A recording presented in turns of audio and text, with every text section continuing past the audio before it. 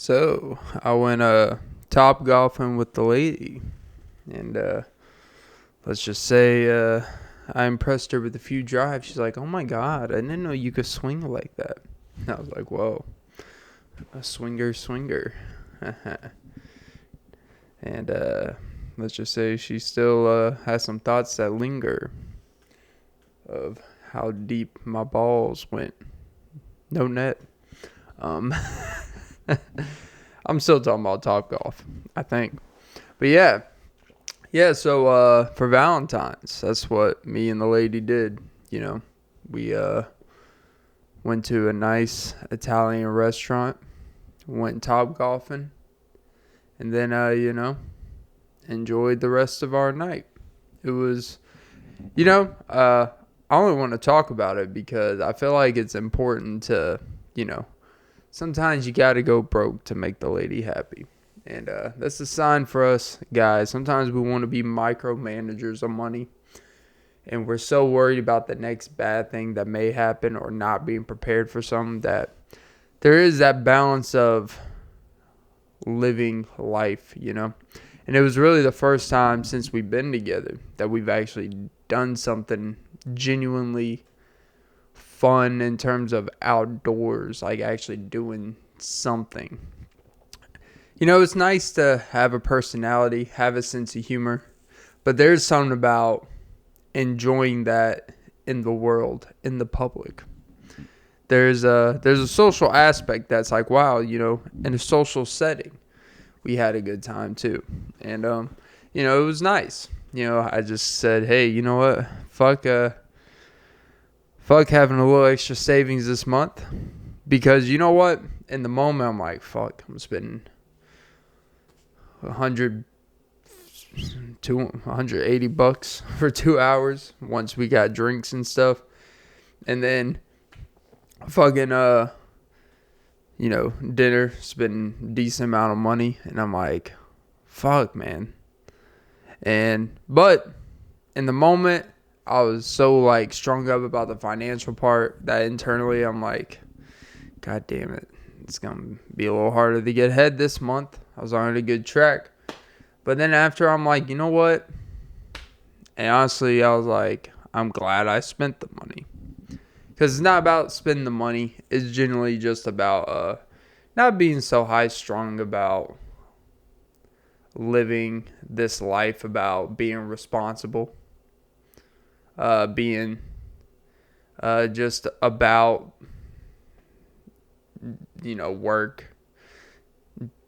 work, coming home, sleeping, like, the usual stuff. There's something about being in the moment, being like, you know what? I don't give a fuck about if... Who gives a fuck, Because the money that's spent for the experience was worth it. Is it something to do all the time? No. But, for occasions and stuff, you know what? I think the message here is just spend that money, hands on your knees. Be that rich baby daddy for her, Show her that you're ready to spend it all or trade it all. Money, cars, and everything. And even buy her a pinky ring. Damn, I wish it was that easy. But yeah, you know what? I enjoyed our Valentines together, even though we celebrated 4 days after because of scheduling reasons. But, we had a good time. And I just want to send a message to the men out there. You know what? Just spend the money sometimes. It's okay. You'll be all right. You have a job. You'll recover. So, yeah. But you know what really helps me recover? Magic Mind. Yes, guys. Magic Mind, the greatest nootropic productivity shot in the world. And let's just say at Topgolf, I was taking a few productivity shots way deep out there. Which apparently it's not about how far you hit it. It's about where you hit it. About hitting the targets. It's like, all right, boring. And it's also weird about Topgolf? Like, it felt... Yeah, there's like these 12-year-olds just fucking hitting like 300 yards, like perfect shots. Like they get their whole like wide stance. They like getting like whoop, boom, like goddamn, I got like mini Tiger Woods son over here. Like, yeah, golf is one of those things that you do got to start at a young age. Like that's one of those things like the focus you gotta have to make every shot worthwhile. It's like holy shit. Because like at first I was killing it. I was like, okay, like holy fuck, maybe I'm a natural at this. And then 40 minutes in, you just kind of going through modes. You're just kind of playing around, fucking around. You realize, oh, you're chipping here, you're way over here. You're like, oh, this sport's about focus, the consistency of swing. Because you could be doing the same thing every time, but the result's completely different. The focus has to be impeccable. That's really where I think golf is the hardest, that consistency and focus aspect. Like not veering off, because it can be very easy to just kind of, there's so much time in between shots, But yeah, nothing a little Magic Mind can't fix. It's got great properties in it, guys. As you guys know, I have the episode. I have the discount link below in the description. Below the episode description. It's got some great lion mane's mushroom, some raziola mushroom stuff, matcha, but also the best part is that it's a better caffeine supplement replacement, in my opinion. It's a way to supplement your morning routine, and you will notice a difference as someone who has been using it for 3 weeks now. Every single morning, there is an exponential, like just casual energy I have. Like just, my energy kicks in a lot earlier because I'm not having all these artificial sweeteners, all this extra sugar, all these properties that come in these energy drinks that are like bazinga, but then it's like, oh, it's just the consistent properties you need, and it's subtle. It's not that crazy pre-workout shit. It's just subtle, which is something that actually makes you a normal human being, It's cool to have the crazy ass pump at the gym from your barely legal pre-workout, but there's no point in that. There's no point in having the fun pump if you don't get the good pump of, vitamins and shit. So yeah, guys. Go below my episode description, click the link, and use my code OFFANDBEAT20. I'll have the code in the description. OFFANDBEAT20, OFFNBEAT20. If you're about to take your girl to Topgolf, take some Magic Mind. And, enjoy some of the beverages they have. They do have some good beverages. I ain't going to lie to you. But yeah. All right, guys. Back to the show. Snap, crackle, pop. All right, guys. Welcome to episode 265. Yes, episode 265 of the Off of Me podcast with Clint Nelson. I'm your host, Clint Nelson. Don't forget to like, follow, comment, subscribe, hit the notification bell. Most important, ladies and gentlemen, don't forget to suck some titties. Yeah. Recording this on February 20th of 2024 for the archives. Yeah, this one's going to be kind of a quick one, guys, as you'll see from the episode link description. I have to get out of here early to go to work. Because you know what? It was the first time in quite a while where I wasn't so focused on doing work this weekend. I know it sounds corny, but it's there is something to just like not being so obsessed with your own work all the time. Creating work for yourself. We work all week at whatever day job we have, or that night job. I don't know why I said it like that. It's just Boz and J. Cole song. I'm on that night job. It's like, not really. You're on like that day, early night job. You're not like on the night job. But there is something that sometimes just like relaxing, just enjoying, and and I'll be honest, like after we had a nice time together, I was like, all right, well, I need to do X, Y, and Z. I need to make sure to stay ahead. And you know what? I realized, like, you know what? How about I just like not worry about that tonight?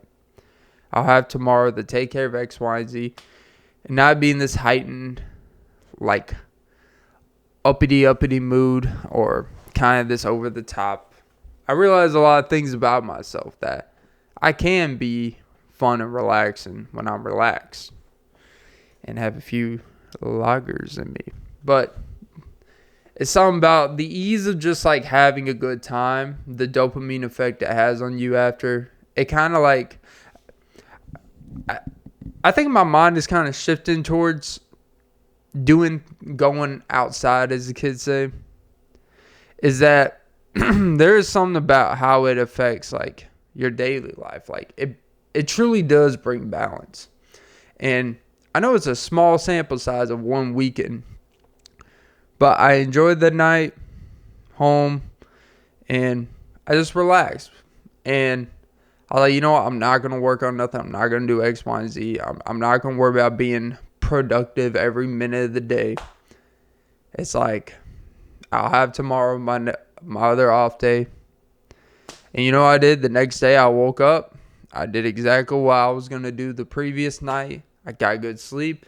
After that, I came home, went to the gym, did like my once or twice a week workout. And it was one of the greatest workouts I've had in a while. And I think part of that was I didn't obsessively like think about preparing for the workout.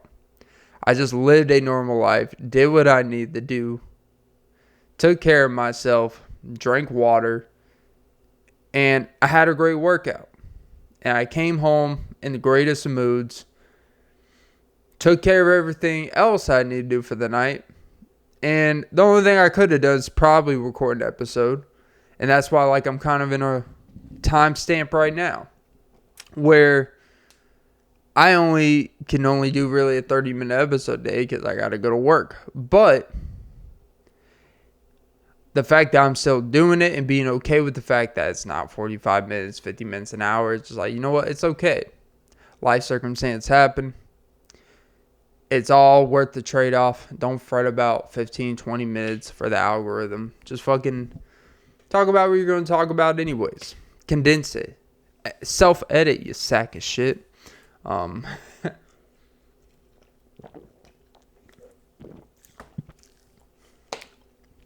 But yeah, I think the whole point of like what I'm getting at here is that I'm a fun guy, I'm a serious guy. I take myself serious, but at the same time, I have a good sense of humor. But at the same time, I could be so rigid on maximizing my time. Like, you kind of get. It was interesting because on the way to when we were driving, I always listen to a podcast. So I was listening to podcasts, and the guy was talking about how you look like I don't have time for a lot of things. I got a wife, kid. And the way he was describing, like, look, every minute of my day it's already, like, planned out X, Y, and Z. And she's like, oh, my God, that is so fucking you. And I'm like, well, if I was making the type of money he's having, you would be like, oh my God. You know what? I love the way you schedule your day. It's hard to sell hey, I need to maximize my daily potential when you're not making the Buckaroos yet. But, it's about getting shit done. And she was like, oh my God, that's so fucking you. And I'm like, take it as a compliment. And then I felt what the dude was saying. I'm like, yeah. Really, like, the older you get, the more responsibility. Like, you really don't have time for a lot of things that really. And I think that's what going out, it could feel like a waste of time. It's not productive.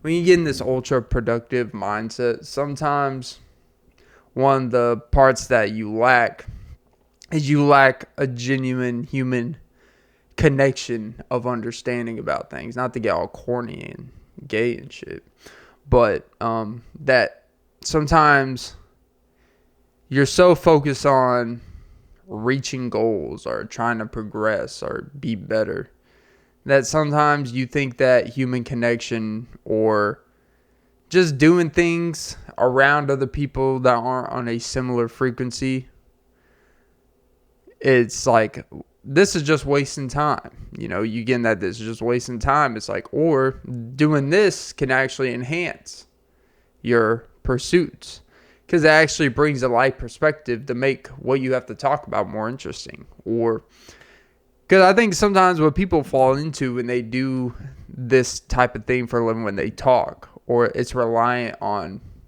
their experience or stories, is sometimes you gotta actually go do shit.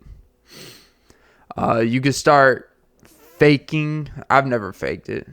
Well, yeah, it's kind of hard as a guy to fake it. I mean, I guess guys could fake it, if you know what I'm saying, but girls are more notorious for faking it.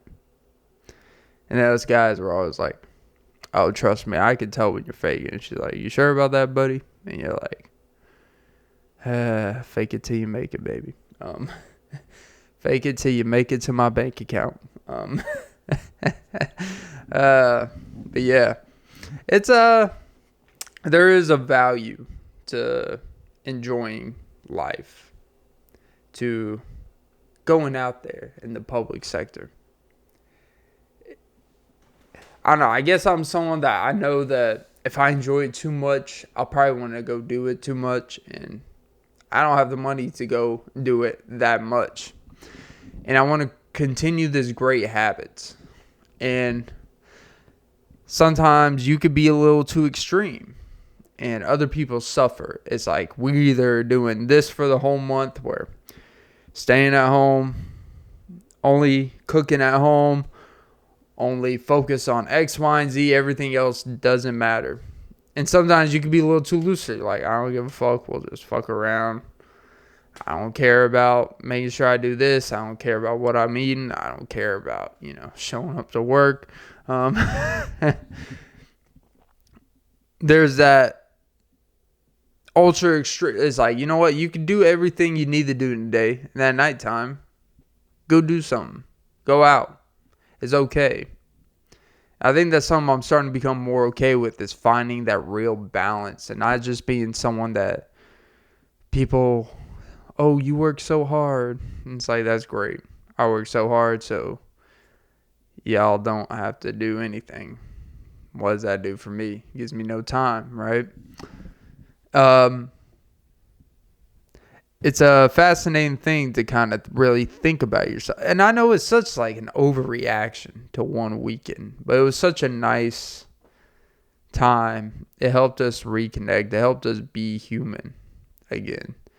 Because, like, let's be honest, like, I think the biggest thing is the reason why relationships get this bad rap in today's society and what you see on Instagram and stuff is people talk about how boring it gets. Oh, you get bored of each other. You get fed up with this, that, and the other.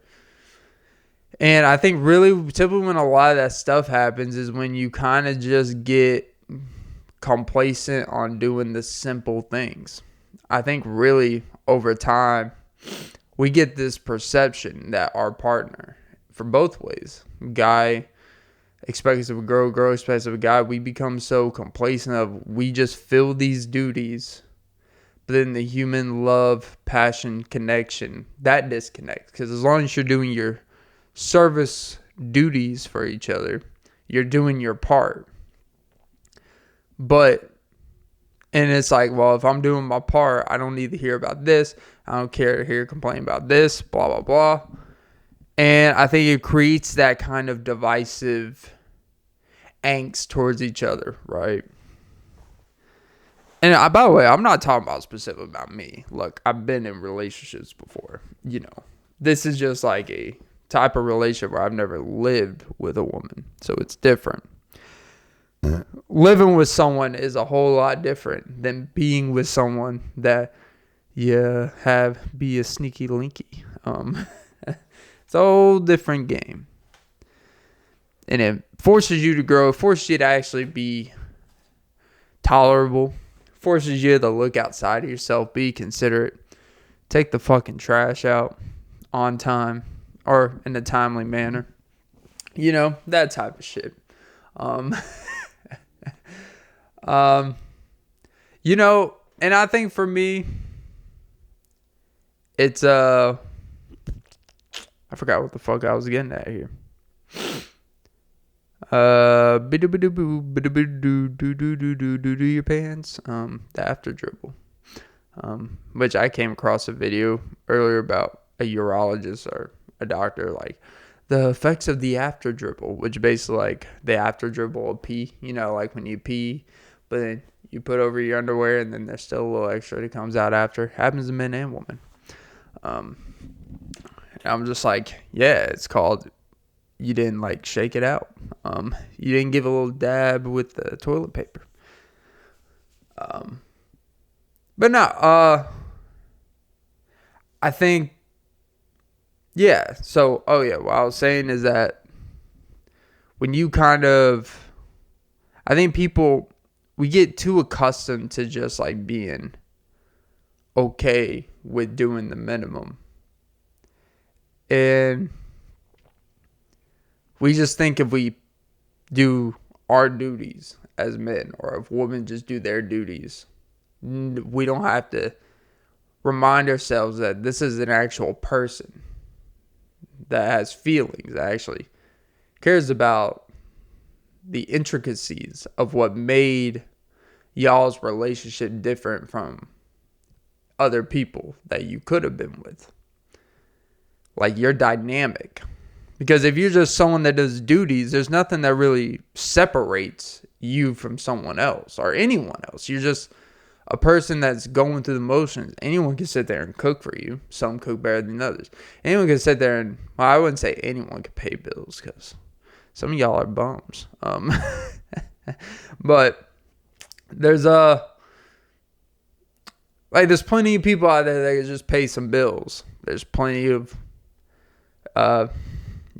women out there that can, make you feel good. And there's plenty of men out there that can, do X, Y, and Z. I don't know. Yeah, you get what I'm saying? Like, we can all do things. Like, we all fill roles. But it's more than that. It's about, all right, when we get out of this, like, service roles towards each other, what makes us enjoy doing those serviceable needs for each other, right? Because there are daily life needs we just have to do. It just is what it is. But once you take that out of it, a woman cleaning for me doesn't make me love her. I appreciate it. A woman doing laundry, I appreciate it. That's not what makes me love her. And the same with guys, like, you paying bills doesn't make her actually truly love you. She may be with you because you pay bills. I'm not going to sit here and say that's not a big factor. I'm not ignorant. But that's not what makes a woman love you. It would make a woman harder to leave you once she doesn't love you. It'll buy you some years. All right? But that's not what makes someone care for you and love you. There's like 1,000 things you do that you don't realize that make you love someone. And God, I'm sounding so fucking gay right now. And no, I'm not crying for the audio. I just have a stuffy nose. No, I do just kind of have like bad congestion, but no upset stomach or diarrhea. And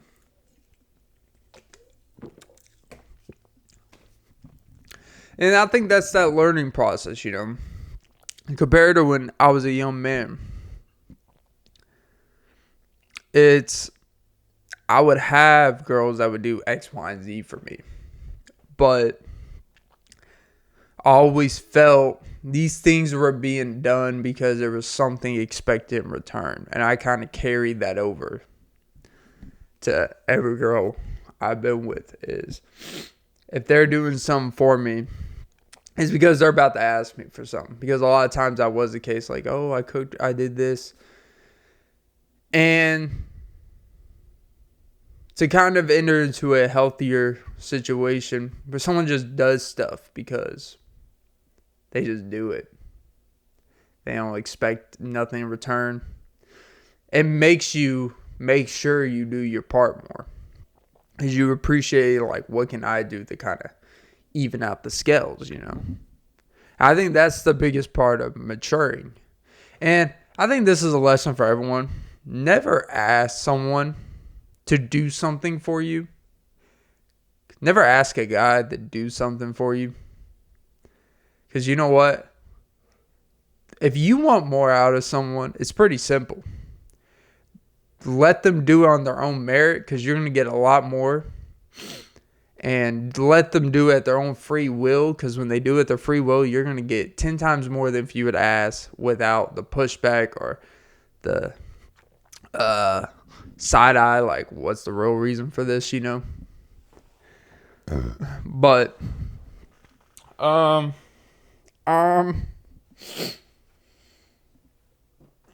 yeah, you know, enjoy life with your loved ones. Enjoy time with people you care about. It really is. This is not a very funny episode at all. This got a little too serious for the boy. But it's one of those things that I do feel like sometimes it's okay just to be like, you know what? This event really kind of opened my eyes to, like, oh, it's not going to go bad. Like, it actually, everything went to as planned and better. Like, sometimes you plan these things and you're worried, like, is it really what they want to do? They really have a good time? And we had a great time, so who cares, you know? Because I don't know if you've ever been on dates or ever been out with someone and you thought, like, you know what, we're going to have a good time. And it turns out for whatever reason, they just didn't really want to be there. They didn't like the place, blah, blah, blah. You're just like, oh, that just took the air out of the balloon. And, you know, well, fucking your ass, it sounds like taking air out of the balloon. Pew! I ain't no clown back there, boy. I got all the hits, boy. And it's your girl's cheeks. But yeah, I don't know. I guess the moral of all that is enjoy time, make time for your loved ones, make time for your partner, and understand that don't be trying to live for the future so much. You know, you got to feel real in the moment, because you know what? I think that's the thing. Is a lot of men and women in relationships, I think what happens is we think so much about the future. We think so much about what's next, what we want to do together. And we forget to actually build the present and build those feelings in the moment so that the future is even feasible. So the future is even like an active feeling. Because like the issue is like, if you're so thinking about like 3 years from now, we're going to own a house, have kids, blah, blah, blah. And it's like, you're just 3 years of just going through the motions, and then you have that. It's like, okay, well, we didn't really build anything during those years of a bond or connection. There's nothing for us to hold on to when things get hard. There's not a connection. And I think that's the thing, is be real in the moment. Have a real purpose of connection and purpose in the moment. And when you have that real purpose presently, the few years from now and stuff, it's gonna like not be something you have to think about. And I think that's when you get people that look in the past too much of like how we used to be and stuff like that. It's like, it should always just be this constant, like, you just keep moving. You accept what you are at that moment for whatever reasons. And you just enjoy life, what you have built in that moment. And I don't know, I guess we worry so much. Like, I always hear people talk about how, oh, it's just not the same between us and all this stuff. It's like, But why isn't it the same between you? Is it because you really thought everything just stays the same over time? Would you really want what you feel at 38 with someone the same as what you felt at 25 with someone? No. I would hope I don't have as much anxiety at 38 as I had at 25. I would hope I'm not going through the same problems at 38 as I did at 25. Hopefully it's a lot more laid back and comfortable. Hopefully we have a lot more extra capital to go do shit. Hopefully it is different. Hopefully it's a lot more relaxing. It's not that high and lows.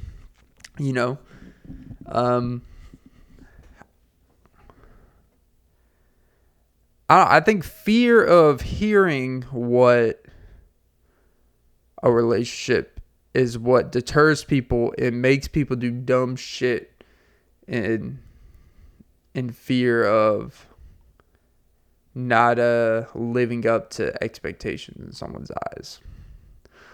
I'll say it. I generally do believe a reason why a lot of men and women cheat, thoroughly, in relationships, because we have been fed about what's normalized in cheating, right? And it's a complex issue because every situation is different in a lot of ways. There's some that they go through with it more than others, and some it's in a certain stage, but it doesn't really matter, right? Because cheating is cheating, however you want to classify it as.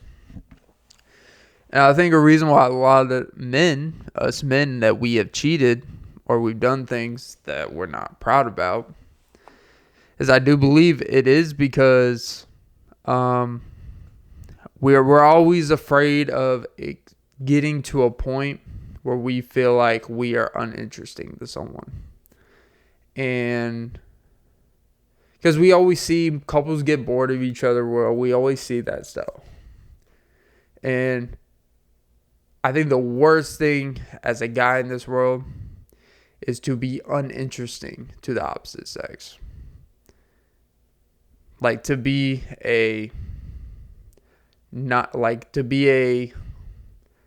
just kind of a figure, but nothing really of substance. And sometimes when you're with someone a long time and you project that your relationship's gonna be like that, it makes you do dumb shit, and because you're scared of putting all your eggs in a basket and that person one day just being like, I don't like you anymore. I could handle a woman saying she doesn't love me anymore, but a woman telling you she doesn't like you anymore, that's a whole different thing. Because love is like this feeling that kind of fluctuates, whatever it means. But someone liking you is what keeps someone around you. I like being around certain people. I don't love being around a lot of people. I don't really love anyone outside of my family and type of thing, to be honest. But I like people. I care about people. And I think because think about the stages. When you like someone, you're willing to do a lot of shit to prove to someone that you really like them. But sometimes when you get to that love stage, complacency can set in. And I think it's happened to all of us. And it's something you learn when you're younger, and to realize when you love someone, it doesn't grant you this lifetime passes of fuckery. I think sometimes we rely on love and the other person to since we love each other, you need to deal with a lot of my shit, or you need to just look past and deal with because you love me, so you got to deal with it. But when you like someone, you're more on your best behavior, knowing that your shit's not gonna get you through a lot of things, So we need to treat our partners more like we like them, not as we love them. Because when you like someone, you seem to be a lot more mindful of how you make someone feel and how you affect them. But when you love them, sometimes as humans, we naturally take that for granted and we expect unlimited loyalty no matter what we do or what they do. We just expect this unlimited loyalty just because we love each other. But when you like someone, loyalty is not really in the picture. It is actually fully based off how you currently treat me, how you continuously treat me, your consistency, how you love. People could treat partner like I was watching Kitchen Nightmares, and I gotta wrap this up soon. But I was watching Kitchen Nightmares, and this guy, this chef, basically has a business with his wife. His wife is like the person that is in the kitchen, taking out the food when he puts it up on the thing. And he would talk to his wife like shit, in the kitchen in front of people, all like consistently. Like, shut the fuck up, like saying, shut the fuck up. I don't give a fuck what you have to say, all this shit. Like, she was asking for the food. And it's not like he snapped once, having a bad day. Like, he was consistently like this. And he was comfortable talking to her like this. And when you see that, that is just someone that, if they were dating a couple months in, he probably wasn't talking to her like that. But since they live together, since they're married, live together, he kind of has this built-in like resentment, or has his past, or he's feeling the stress of the business. He's just like, well, look, you want to be with me? That's like, that is a man that's gotten comfortable just talking to his wife a certain way. And so I don't know. I think the biggest thing is don't get complacent with your love.